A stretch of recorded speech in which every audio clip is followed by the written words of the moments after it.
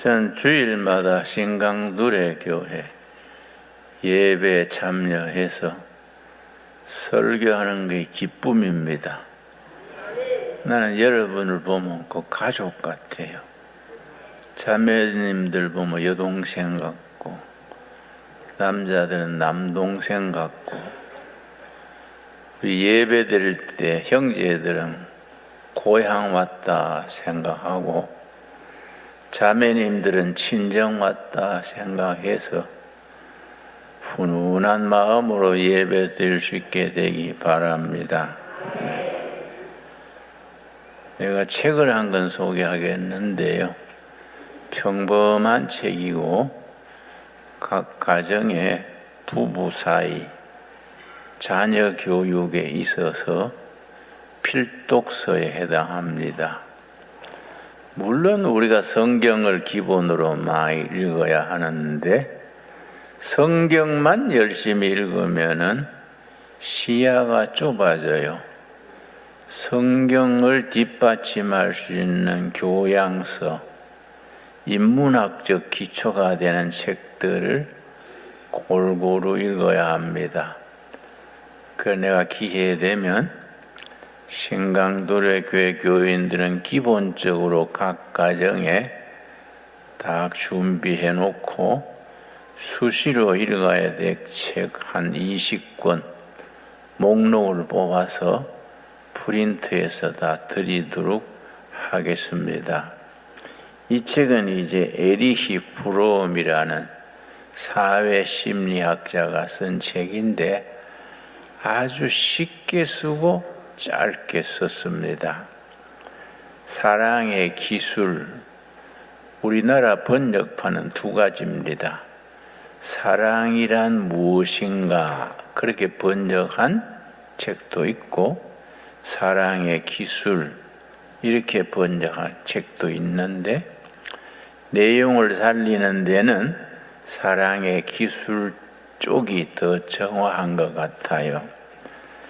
우리가 사랑은 그냥 되어지는 걸로 오해합니다. 그래서 이 책 첫 부분에 사랑에 대한 오해에 대해서 세 가지로 일러줍니다. 우리가 사랑하면서 사랑을 오해하는 거지요. 첫째가 뭐냐면은 사랑은 본질적으로 주는 것인데 받는 것으로 오해를 합니다. 그래서 부부 다툼할 때도 당신은 나를 왜 사랑 안 해주냐? 사랑 안 해주냐?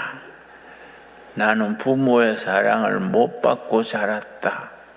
뭐 이런 식으로 오해하는 거지요. 그러나 본질에 있어 사랑은 받는 것이 아니라 주는 겁니다. 그게 사랑의 기본이지요. 두 번째 오해가 뭐냐면은 사랑은 능력입니다. 능력. 사랑할 수 있는 능력을 몸으로 익혀야 하는데 이거는 태어나면서부터 있는 게 아니라 훈련을 받아야 돼요.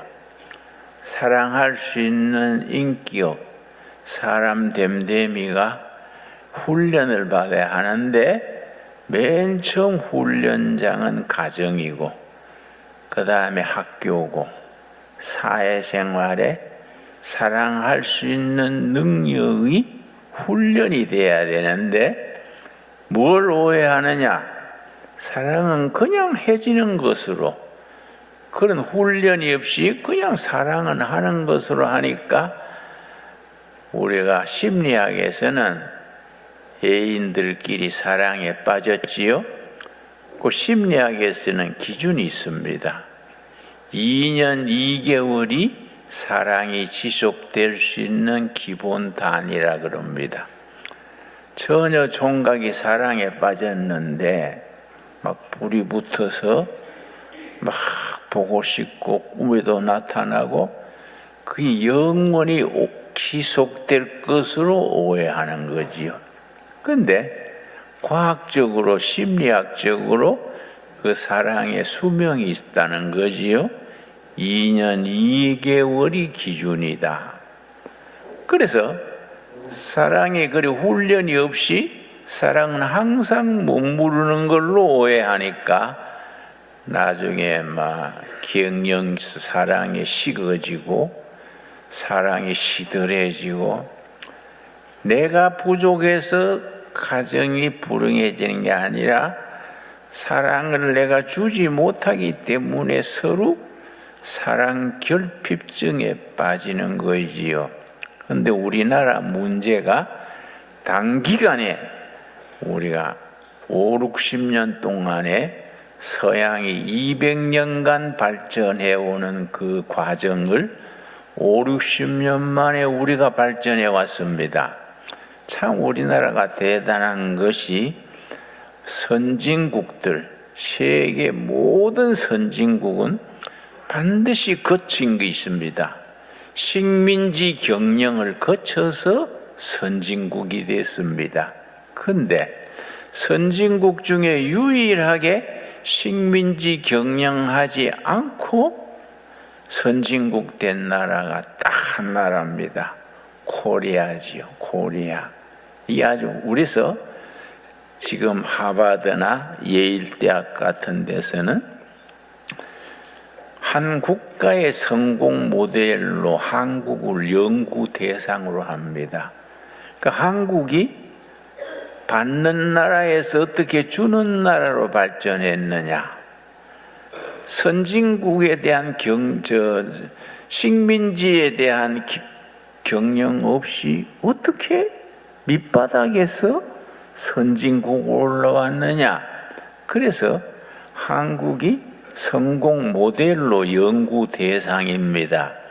이미 그걸로 박사 받은 분들도 있고 거기에 한 책도 나오고 그렇습니다. 자, 그러면 사랑에 대한 오해. 첫째는 사랑은 주는 것인데 받는 것으로 오해한다. 왜 날 사랑 안 해주냐? 그것 때문에 문제가 생기는 거지요.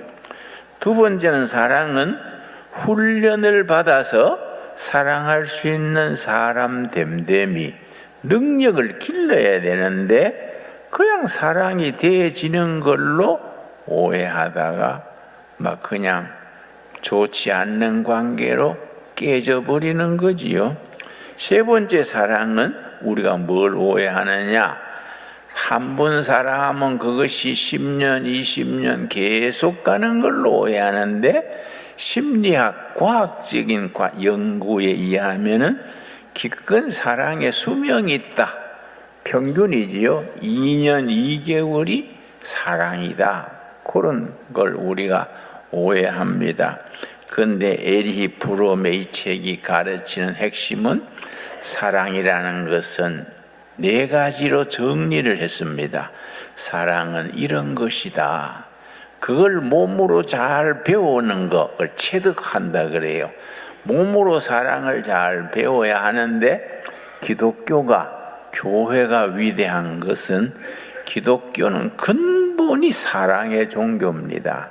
기독교는 사랑의 종교이기 때문에 교회 생활을 제대로 하고 영적으로 성숙되게 되면은 성경이 일러주는 사랑의 대상이 되는 겁니다. 그런데 사랑이란 이런 것이다. 이 책에서 이제 주장하는 것이 네 가지인데요. 아까 말씀드린 거하고 사랑의 오해를 뒤집으면 사랑의 성격이 나오지요. 첫째, 사랑은 주는 것이다. 받으려 그러지 말고 열심히 베풀면은 사랑이라는 것이 자라게 되는 것이다. 두 번째 사랑은 상대에 대한 이해다. 상대에 대한 인간적인 이해. 그래서 영어 단어에 좋은 단어가 있습니다. understand라 그러죠. understand. 이해한다는 단어인데 사랑은 understand다. 상대방의 약점, 장점, 모든 것에 대한 이해에서부터 사랑은 시작된다. 그래서 understand라는 단어, 그런 단어를 합성어라 그래요. 합성어라는 것은 두 단어 이상이 합쳐져서 한 단어가 될 때 합성을 하는데, understand는 under, 아래지요, 아래. stand, 선다. 상대방이 내 수준에 따라오게 하지 말고 상대방의 위치에 내려가는 거지요. 언더지요, 언더. 내려가서 서는 거. 상대방의 위치에 내려가서 서는 데서 진정한 사랑이 기초가 닦아지는 거지요. 그런데 우리가 무슨 실수를 범하느냐? 상대방이 내 수준으로 올라오기를 원하는 거지요. 그럼 언더스탠드가 아니지 않습니까? 그 사랑은 언더스탠드. 상대방의 자리에 내려가서서 이해. 상대를 이해하면은 사랑의 허물도, 그 사람의 약점도, 그 사람의 비행도 이해하게 되는 거지요. 그리고 그걸 품어주는 것이고 또닥거려주는 거이지요. 사랑에 대한 성격의 세 번째가 뭐냐 하면은, 사랑은 아까 말씀드렸듯이 사랑은 훈련받아야 된다. 훈련받아서 사랑할 수 있는 인격, 사랑할 수 있는 능력을 체득, 몸으로 익혀야 한다. 참 중요한 내용이지요. 사랑은 훈련을 받아서 사랑의 사람으로 자라야 되는데, 그렇지 않고 그냥 대해지는 걸로 사랑하다가 사랑해서 결혼했는데 결혼한 뒤에 아차 실수했구나, 내가 결혼하는 게 아닌데, 서로 사랑 가정이 부담되는 겁니다. 그게 이제 극복을 해야 돼요. 사랑할 수 있는 훈련을 통해서 사랑할 수 있는 능력이 길러지는 겁니다. 네 번째가 중요합니다. 사랑이라는 것은 참고 견디는 거다. 참고 견디지 못하면 사랑은 깨지게 마련이다.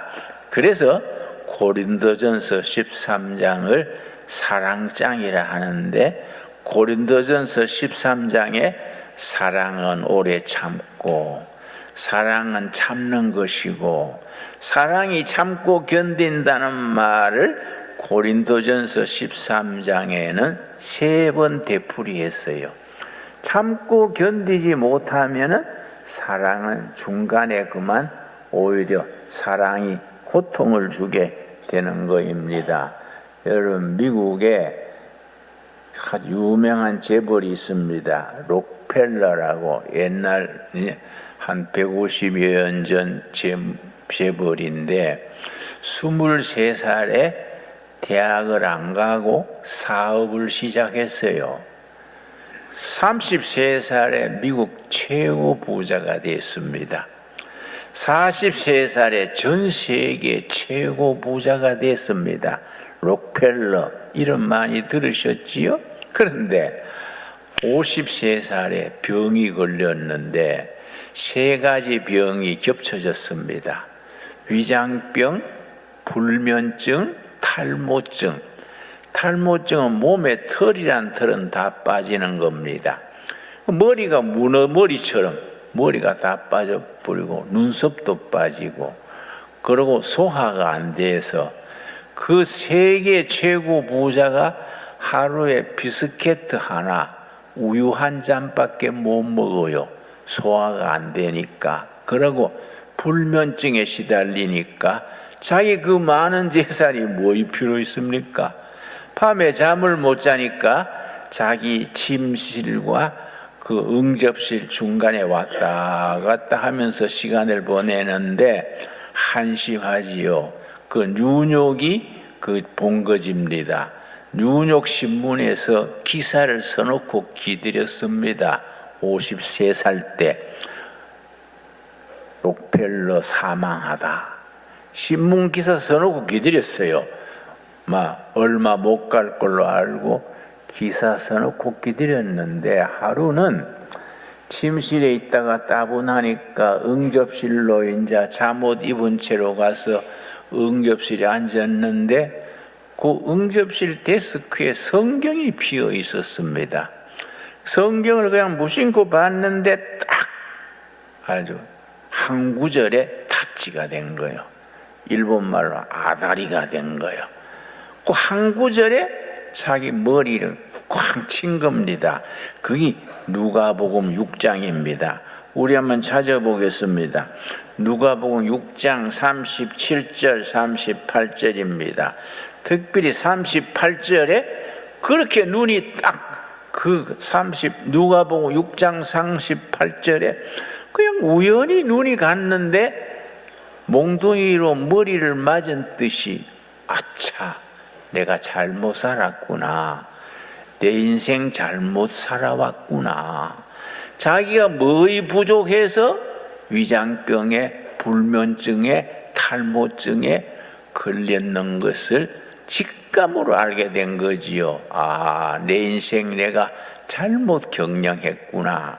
누가복음 6장 38절 보겠습니다. 첫 마디가 뭡니까? 주라. 이거 명령문입니다. 명령문. 영어나 헬라어에서는 명령문이 항상 제일 앞에 나오지요. 주라. 명령입니다. 명령. 주라. 그리하면 너희에게 줄 것이니 곧 후이 되어 누르고 흔들어 넘치도록 하여 너희에게 안겨주리라. 너희가 헤아리는 그 헤아림으로 너희도 헤아림을 도로받을 것이니라. 록펠러는 세계 최고 부자가 되기 위해서 그걸 M&A 그래요. 동족 경쟁업자를 흡수하는 거예요. 상대방 회사를 망하게 해가지고 자기가 헐값에 사들여가지고 그래서 커진 거이죠. 그래서 록펠러 사무실 앞에는 항상 록펠러 때문에 망했는 회사 기업인들이 떼거지로 와가지고 저주하고 록펠러 사진을 불태우고 항상 그랬습니다. 끊임없이 긁어 모으고 상대를 망하게 하고 그랬지 한 번도 준 적이 없어요. 그런데 성경 말씀은 주라. 네가 왜 병들고 네가 왜 세계 최고 부자가 잠 못 자고 하루 우유 한 잔 과자 하나 온 머리가 빠지고 왜 그러냐? 너 줘봤냐? 주라. 그러면 네가 풍성히 주겠다. 그래서 그 앞에 37절 말씀 37절 비판하지 말라. 자기가 신문서까지 세워가지고 경쟁업체에 대해서 약점을 막 공격을 하고 너희가 비판을 받지 않을 것이요 비판하지 않으면 비판받지 않는다. 정죄하지 말라. 그리하면 너희가 정죄함을 받을 것이요. 그 다음 뭡니까? 요 말이지요. 요 말. 두 번째로 충격을 받은 겁니다. 용서하라. 용서하라. 용서하라는 말은 상대방의 입장을 이해하고 understand 해서 상대방을 받아들이는 겁니다. 용서하라. 그리하면 너희가 용서받을 것이요. 충격을 받았습니다. 그래서 어떻게 줄 수 있을까? 준다는 게 어렵지요. 그렇지요. 준다는 게 현찰 가지고 길에서 뿌립니까? 신문 광고 내 가지고 줍니까? 지붕에서 돈을 뿌립니까? 주는 게 어렵기 때문에 사회복지학이 생기고 주는 복지국가, 복지사회 이다 성경적인 바탕에서 기독교 배경의 국가들에서 복지사회, 복지국가가 일어난 거이거든요. 그래서 그날 아침에 날이 밝자 비서실장을 불렀습니다. 자네 오늘부터 우리 재단에 어떻게 줄 수 있는지 그 시스템 주는 방법을 연구하게. 그래서 록펠러 파운데이션이 생겼습니다. 록펠러 재단 주는 걸 실천하는 것. 그래서 후진국의 똑똑한 인재들을 장학금 줘가지고 미국에 유학시켜서 박사 받고 보냈더니 그 사람이 아프리카, 아시아의 대통령이 되고 장관이 되고, 또 606호라는 약 아시죠? 606호. 그건 록펠러 재단에서 후원해서 만든 약이 606호고, 페니실링, 영국에서 페니실링을 만들었는데 그 연구 기금이 록펠러 재단에서 들어갔지요. 그러니까 그런데 참 이상하죠. 머리가 나기 시작하는 겁니다. 주면서. 그러고 소화가 돼요. 소화가 되고 머리가 나기 시작하고 잠이 오는 겁니다. 그래서 53세에 뉴욕 신문들이 사망 기사 써놓고 기다렸는데 97세까지 살았어요. 건강 회복해가지고 97세까지 살았습니다. 이거는 뭐 역사적인 신뢰입니다. 여러분, 대한민국이 아프리카에 가면은 인기 최고입니다. 왜냐? 한국의 선교사들이 아프리카에 곳곳에 퍼져가지고 아프리카 사람을 어떻게 돕고 복음을 전할까? 아프리카 나라 중에 르완다가 있어요. 르완다. 이름 들으셨지요?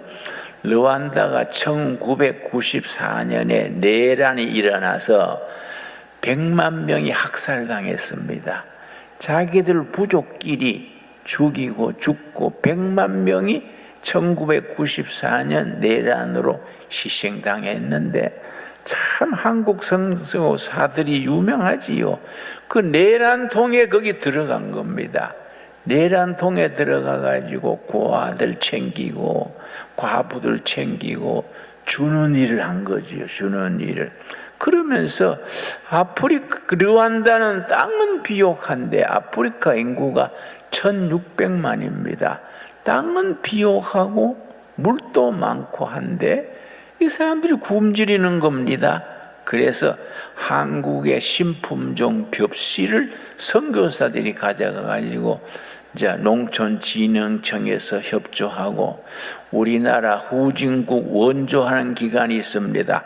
코이카라 그래요. 그래서 전 세계 2차 대전 이후에 신생 독립국가가 120나라인데 120나라 중에서 도움받다가 도와주는 나라가 딱 한 나라, 코리아지요. 그래서 우리 정부에서 국가 예산의 0.3%는 반드시 후진국 도와주는 예산으로 국회에서 그렇게 편성을 합니다.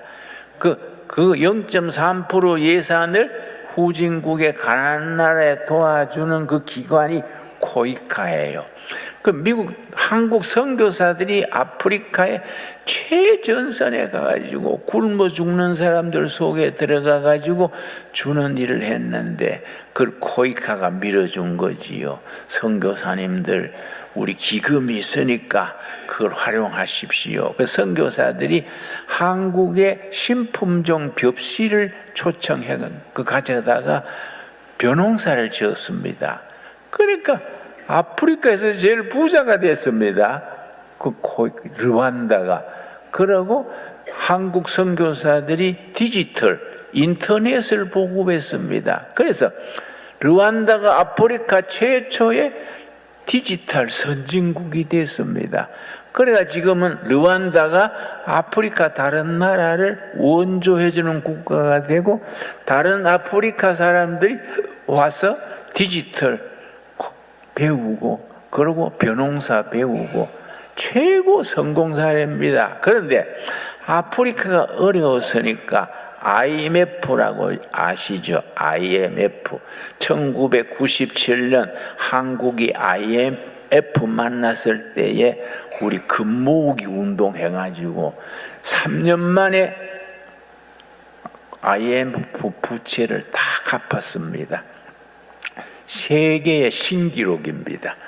3년 만에 IMF 빚을 다 갚았는데 아프리카에 IMF가 지원했는 나라들은 다 실패했어요. 그런데 한국의 코이카 선교사들이 지원한 나라들은 다 성공했습니다. 그 중에 최고가 르완다지요. 르완다, 가나, 이런 세네갈 이런 나라들이 한국이 지원해가지고 성공한 나라들이지요. 중국은 아프리카를 1대1로 정책을 해가지고 전 세계에 중국 영향력을 끼친다고 뭐 엄청난 돈을 썼는데, 중국은 돈을 주었다가 반드시 그걸 뺏어가요. 그러니까 돈을 못 갚으면 항구도 자기들이 차지하고 광산도 차지하고 했는데, 우리 한나라에서는 금광이 있습니다. 금광을 중국이 자꾸 뺏어가니까 국민들이 데모를 해가지고 이 광산을 중국은 물러가라, 코리아가 와라, 한국을 그 국민들이 불러들였습니다. 우리는 주는 나라로 부흥된 겁니다. 주는 나라로. 그걸 계속하면은 르완다 제2, 제3 르완다가 나와서 하나님이 이 나라를 축복하실 줄로 믿습니다. 얼마나 훌륭합니까, 여러분? 그런 게 우리가 주는 사람이 복이 있는 겁니다. 여러분, 뭐든지 들어오면은 주는 데에 여러분 마음을 다하기를 바랍니다. 그러니까 나는 습관이 돼서 뭐 추석에도 선물이 많이 들어오지요. 요즘 뭐 선물도 가지가지 많더라고요. 나는 딱 받으면 이건 누굴 줄까? 들어오는 대로 주지요. 물론 집사람 오기 전에 얼른 줘버려야 돼요. 집사람은 요거는 우리가 필요합니다. 요건 아들 주고 뭐 자꾸 그래 사서 우리 보고 마누라 오기 전에 얼른 갖다 줘버리지요. 여러분, 그러면 더 들어와요. 여러분, 주는 자가 복이 있다. 그래서 사도행전 1장 8절, 오늘 본문 말씀이 뭐라 그랬습니까? 사도행전 1장 8절 말씀, 7장 8절에 뭐라 그랬습니까? 1장 8절, 오직 성령이 너희에게 임하시면 너희가 뭘 받습니까? 권능입니다. 주는 권능. 성령을 자꾸 받으려고 하지 말고 주는 경영. 성령이 임하시면은 권능을 받는다. 권능이 이제 헬라어로 두나미스예요. 능력, 두나미스. 주는 능력입니다. 주는 능력, 주는 두나미스, 베푸는 두나미스. 그래서 교회가 주는 걸 훈련시켜야 돼요. 근데 자꾸 내 교회만 커질락 하고 내 교회만 잘 될락 그러고 자기 교회 중심으로 살아가니까 교회가 힘이 없어요. 교회가 우리 사회에 주는 영향력이 점점 움츠러듭니다. 자꾸 주는 훈련을 교인들한테 시켜야 돼요. 그래서 하나님이 더 풍성하게 채워주실 줄로 믿습니다. 그리고 용서하라. 상대방의 그 입장에 understand, 내려가서 그 상태에서 이해하고 있는 상태에서 받아들여라. 그러면 하나님이 너희를 받아주실 것이다. 여러분, 얼마나 이 참 감사한 일입니까? 그래서 한국이 세계가 주목을 합니다. 특별히 아까 아프리카 말씀드렸습니다만, 아프리카, 동남아, 남미에 가면은요, 한국을 하나의 자기들의 국가 발전의 모델로 삼고 있습니다. 국가 발전의 모델. 여기에 중심에 한국 교회가 있습니다. 우리가 선교사들한테 받았지 않습니까? 선교사들한테 받았으니까 받은 것을 다시 주는 거지요. 주면 하나님이 더 채워주시는 거지요. 그래서 우리가 인구는 남한이 5천만, 북한이 2,200만, 합쳐서 7,200만입니다. 세계적인 흐름과 전문가들의 의견이 2030년 안팎으로 대한민국이 통일이 된다. 대한민국 헌법으로 통일이 되는 겁니다. 대한민국 통일이 되면은 통일국가가 열심히 일해가지고 남한의 경영, 기술, 기업이 북한에 들어가서 북한 노동력이 얼마나 좋습니까? 그 사람들에게 물건을 만들어서 그건 땅값이 안 나가요. 전부 김일성 수령님의 땅이니까 그 수령님만 어디 잘 서해안 바다에 들어가든지 어디 하면은 그거는 땅값이 안 들어요. 토지값이 안 되니까 공장 세울 수 있지요. 북한 사람들이 얼마나 일솜씨가 좋습니까? 그래서 메이드 인 코리아가 앞으로 통일 이후 10년 안에 전 세계의 메이드 인 코리아가 미국 백화점에, 나토, 유럽 백화점에, 동남아시아에 한국 상품이 들어가서 한국이 부강한 나라가 된다는 겁니다. 그래서 우리가 한미 동맹이 참 중요합니다. 요즘 우리 정부하고 미국 사이에 미국은 3,500억 불 내놔라, 현찰로 내라. 우리 정부에서는 세게 나와요. 나는 그거는 잘한다고 봅니다. 뭐 우리가 돈도 없는데 3,500억 달러 주는 것보다가 배짱 내밀고 그러지 말고 우리가 투자하겠다. 특별히 조선이요. 중국은 배가 전투함이 380척입니다. 미국은 290척밖에 안 돼요. 그래 앞으로 해전이 서해안 중국 앞바다에서 해전이 벌어지면 배 숫자로는 미국이 많이 딸려요. 근데 그 대책이 한국이 조선이 최고니까. 여러분, 전 세계 최고 좋은 군함이 어느 나라 배겠습니까? 전 세계가 인정하는 군함이요. 대한민국 우리 군함이 최고로 이지스함 그래. 이지스함 전 세계 최고입니다. 그러니까 미국이 우리나라에 배를 부탁해가지고 전함을 늘려야 돼요. 아마 트럼프가 지금은 뭐 큰 소리 하지요. 돈 내놔라, 뭐 해라 하는데 얼마 안 가서 기죽고 회개할 줄로 믿습니다.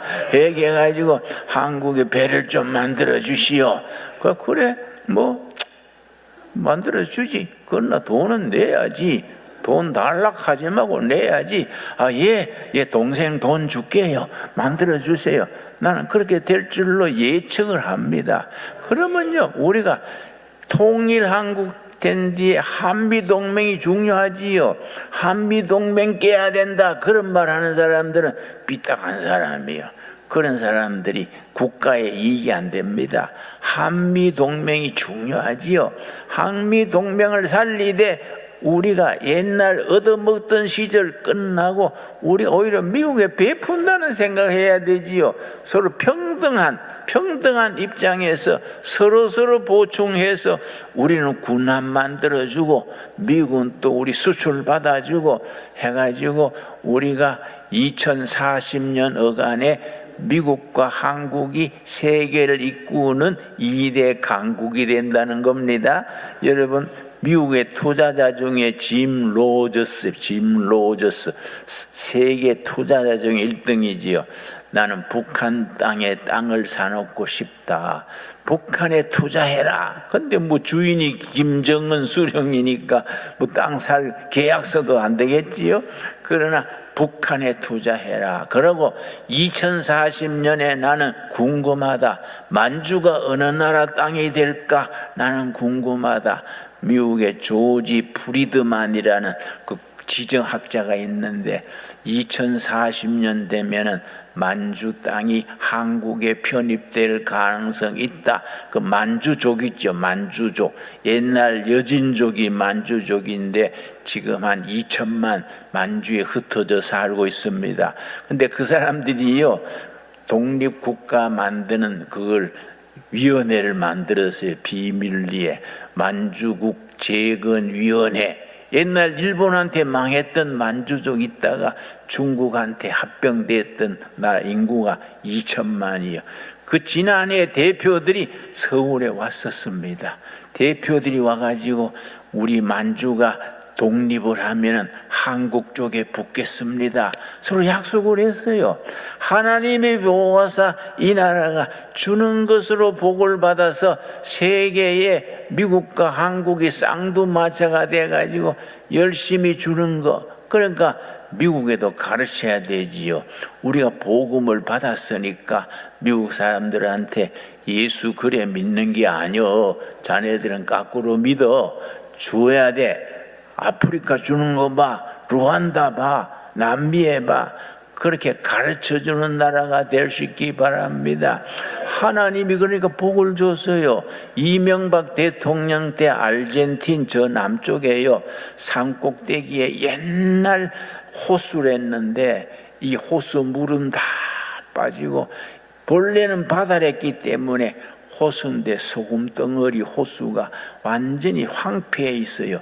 그걸 이명박 대통령 때 무슨 생각을 했는가?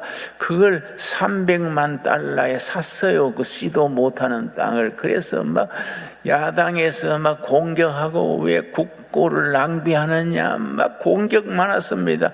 그런데 요새 조사해 보니까요, 우리 첨단 무기 만드는데 필요한 게 리튬이요. 리튬이 땅 밑에 리튬 덩어리요, 덩어리. 전 세계 30% 리튬 덩어리요. 그 히토류 그래, 히토류. 중국이 히토류를 70%를 잡고서는 그걸 가지고 무기를 삼잖아요. 한국이 우리말 안 들으면은 리튬, 히토리 수출 안 한다 겁주고 있죠. 근데 한국은 씩 웃지요. 왜냐? 아르헨틴 그 꼭대기 호수에 리튬 덩어리요. 리튬 덩어리. 질이 최고야, 최고. 그래서 지금 개발을 하고 있습니다. 산꼭대기에 거기에 전문가들이 있으면서 그냥 포크레인으로 퍼내가지고 만들면 돼요. 그 하나님이 그 보호하시는 거 아닙니까? 그러니까 재미를 들여가 칠레에, 브라질에 그런 강산을 찾아다니지요. 아주 하나님이 주는 자에게 복을 주십니다. 그래서 주라. 그리하면 내가 너희들에게 넘치도록 채워줄 것이다. 용서하라. 그러면 너희가 용서를 받을 것이다. 사도행전 1장 8절 오늘 말씀에 뭐라 그랬습니까? 같이 한번 읽겠습니다. 1장 8절 말씀. 오직 성령이 너희에게 임하시면 너희가 권능을 받고 예루살렘과 온 유다와 사마리아와 땅 끝까지 이르러 내 증인이 되리라 하시니라. 아멘 하시지요. 우리가 주는 능력, 성령 받아가지고 주는 사람, 주는 교회, 주는 능력을 받아가지고 땅 끝까지 대한민국, 예수 잘 믿어 복받은 나라 대한민국의 깃발을 세계에다가 높일 수 있게 되기 바랍니다. 기도하겠습니다. 하나님 감사합니다. 오늘 또 우리에게 복된 말씀 주시고, 주라 그러면 넘치게 줄 것이다. 용서하라. 그러면 너희가 용서를 받게 될 것이다. 성령이 임하시면 권능을 받는다. 주는 권능, 주는 인격, 주는 사람, 주는 나라, 주는 교회가 되는 능력을 받게 될 것이다. 땅 끝까지 내 이름을 빛내게 한다 하셨습니다. 이 말씀이 우리 사랑하는 조국 대한민국에, 우리가 몸바쳐 섬기는 한국 교회에, 신강두레 교회에 살아있는 말씀으로 임하여 주시옵소서. 예수님 이름 받들어 기도드려 사옵나이다. 아멘.